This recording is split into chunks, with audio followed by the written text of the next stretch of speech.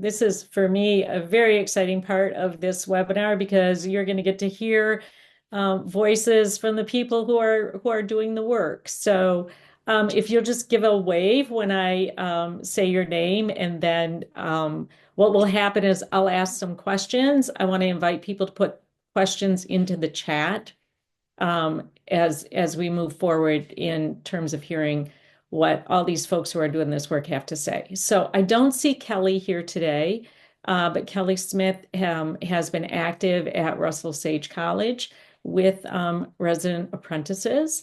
We have Amy Langworthy from Warrensburg City Schools. Hi, Amy. I hope you had a good day off today. Um, we have Luke Zahner, who was an apprentice and now a full-time classroom teacher.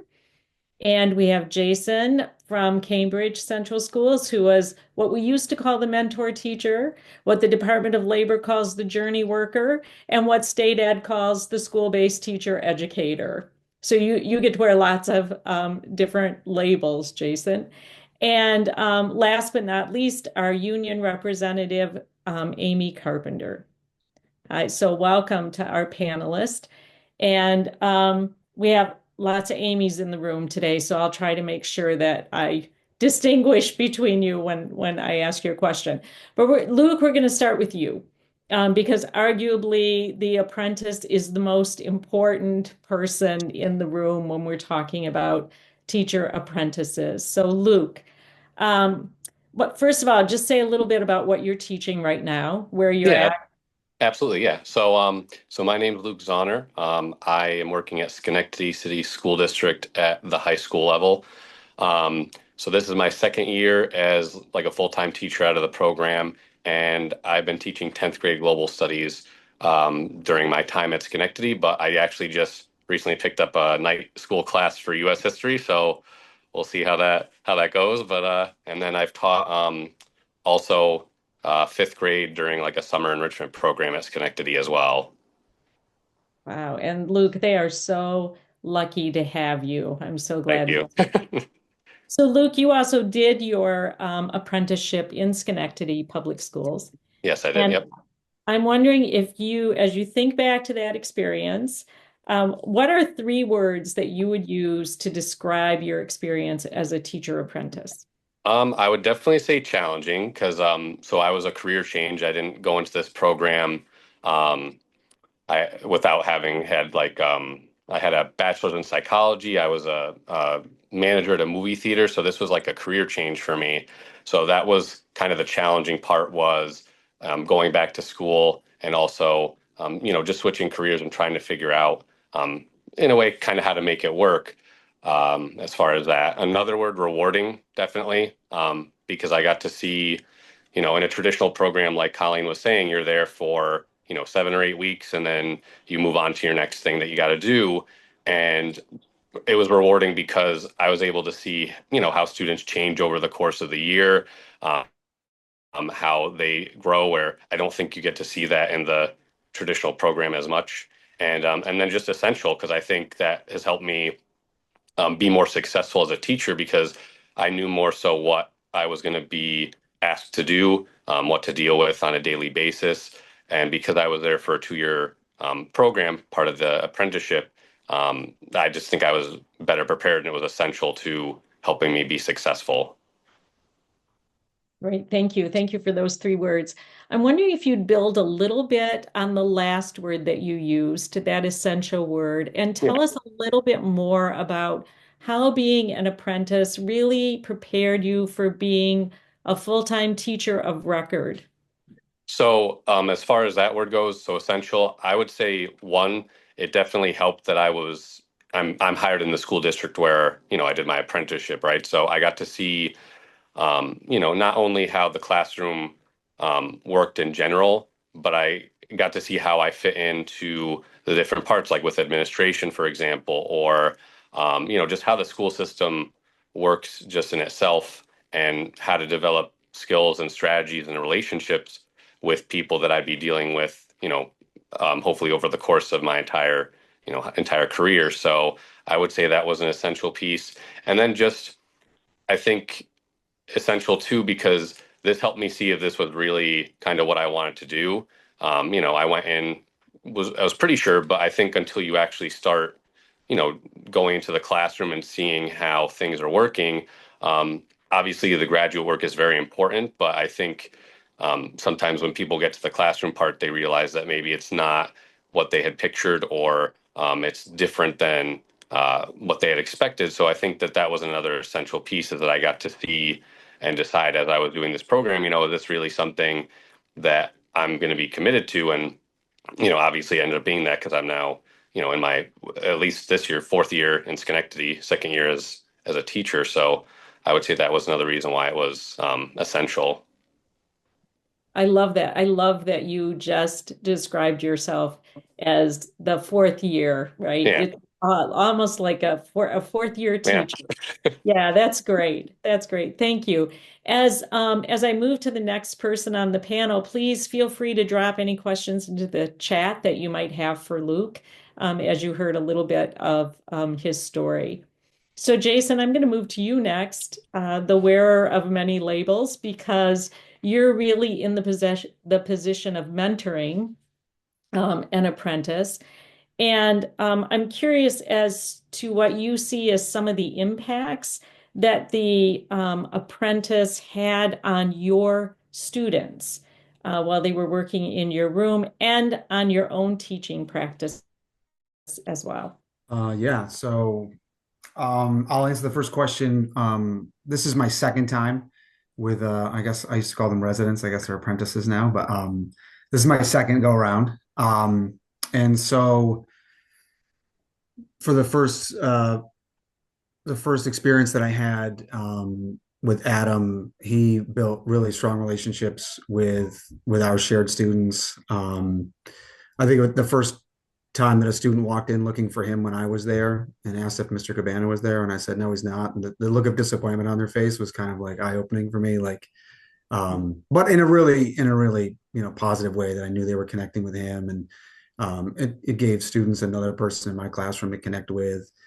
They were, by the end of our time together, they were just as comfortable asking him questions about content and stylistic things as they were asking me. So it was, for them, I think it was very enriching. It was great to have another who they saw as a seasoned teacher by the end of his second year there. I mean, they didn't look at him as a college student, so that was great. For me, in both experiences, it's I just moved to middle school for the first time in my career. This is my 22nd year, and 2 years ago I moved to middle school, so I kind of was building the airplane mid-flight a little bit there, and now with a resident in or a apprentice in my classroom, it's really allowed me the opportunity to think about every decision I make, and she's really good about asking, so why are we doing this, or why do you want to have to do that, in a very inquisitive way. And it really forces me to be reflective on all of the decisions that I make as a teacher, which I find very enriching. I really enjoy that, and I just love the professional discussions we have on a daily basis. And you, I love that this piece about reflection, right? Because there's so much more time when you have a resident apprentice in your classroom, as opposed to having a student teacher where that time passes so quickly. Have you had student teachers in the past, Jason, in a more traditional program? I have had one, yeah. So I've been really blessed. I've had one traditional model who was a former student of mine, and then she was a student teacher in my classroom, and now she's a colleague of mine, and she's one of the greatest teachers that I know. She's phenomenal. So that was a blessing. And then my first apprenticeship with Adam, he was a year younger than me, had been in the education system for a long time as like a teacher's aide, and then just decided, like, why don't I, get my degree and become a teacher. And so the relationship I had with him at being, my age, was really, really, I think, enriching for both of us, bouncing ideas off each other. And he was much more ready to just kind of take over early.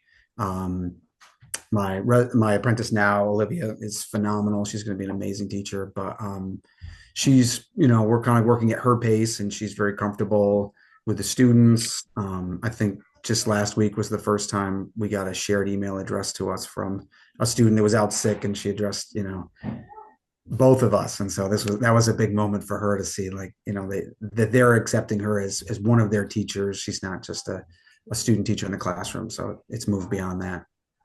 What a wonderful milestone to pay attention to. Mhm. Thank you, Jason. And Jason, I apologize. I didn't give you an opportunity to say where you're teaching and what subject area you're teaching. Yeah, sorry. I'm in Cambridge Central School, and I teach eighth grade English and a section of AP juniors in language and composition. Thank you. Thanks for backing up for me. Okay, again, I see questions that are coming into the chat, which is great. If you have a question for Jason, we're going to come back to those questions after we get through all of the panelists. So I'm going to move on to Amy Carpenter, who is our union representative. Amy, do you want to say a little bit about where you teach, where you're at, and then I'll give you a question or two to respond to. Okay, sure. So I'm at Stillwater Central School. Specifically, I'm in the middle high, but I'm the president of the Teachers Union K-12 or pre-K to 12, actually. I'm the librarian, but also the union president, which is why I'm really here. That's great. So Amy, why did your association decide to support registered apprenticeship programs?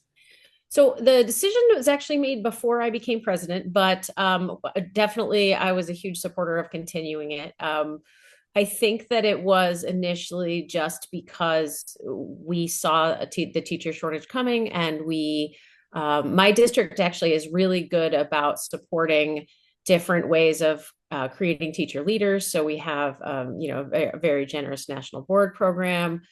We have always supported many student teachers, and we still do in addition. But I think that we were looking for innovative ways to kind of help the process along. And I think Colleen worked with our then superintendent, who is also since gone, and our then board president. They both got to retire, but we've been happy to carry on the program. And I think for a small district like Cambridge, we've had quite a few folks come through. Yeah. Oh, thanks for noting that the program has gone on, even though you've had changes, because Oh, I think yes. yeah, and it speaks to the stability and sustainability of a program when the program outlasts the people that started or were there when it started. I think that speaks to a lot of strengths in the program. So you mentioned a little bit about offering your members leadership possibilities. Are there other ways that you see the impact of a registered apprenticeship program on your members or other ways that they engage? Yeah, absolutely. So actually, I asked one of my colleagues who has had a couple of folks come through, and what benefits it had specifically for her. And she said that it really helped keep her engaged she's an English teacher, so in new literature and pedagogy and mental health initiatives.